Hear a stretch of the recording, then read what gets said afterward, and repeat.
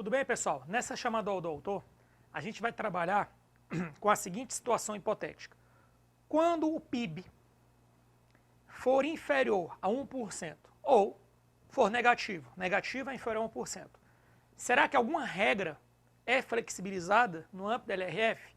Sim. O que é que acontece? O prazo para recuperar a despesa com o pessoal ou a dívida consolidada, no último caso, dívida consolidada, operação de crédito e dívida mobiliária, é duplicado. Vamos fazer uma simulação sobre isso? Eu peguei aqui o primeiro caso, despesa com o pessoal, executivo municipal, 63%. Se está 63% e o limite máximo seria 54%, é porque a gente tem um excesso de 9%. Excesso de 9%. Aí vem a colocação. Eu deveria reduzir 1/3 aqui, seria a situação normal, e o restante aqui. Ou seja, se for 1/3, aqui vai ser 3% e o 6% aqui. Perfeito. Só que suponha que nesse período, quando chegou aqui no dia 30 de abril de X0, o PIB dos últimos 12 meses foi inferior a 1%. Nesse caso, como é que vai ser a solução disso aqui? Deixa eu colocar, pronto, aqui. A solução disso aqui vai ser o seguinte. 2 quadrimestres, 3%, pelo menos 3%, e nos próximos 2 quadrimestres seria 6%, ou seja, continua 3 e continua 6.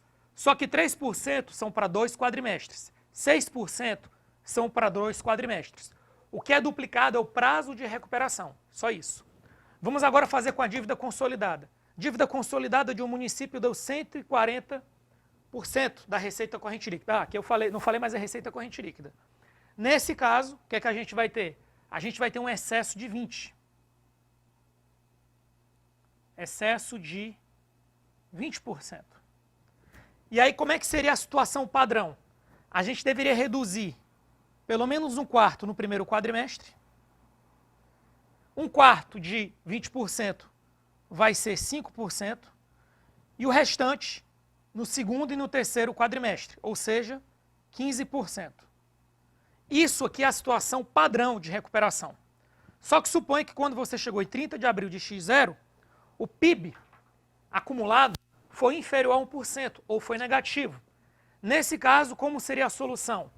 O primeiro e o segundo quadrimestre seriam 5%. E aí agora eu tenho 2 quadrimestres. O terceiro, o quarto, o quinto e o sexto seriam todos 15%. Por quê? Porque aqui na dívida consolidada, que vale para a operação de crédito e dívida imobiliária, são 3 quadrimestres.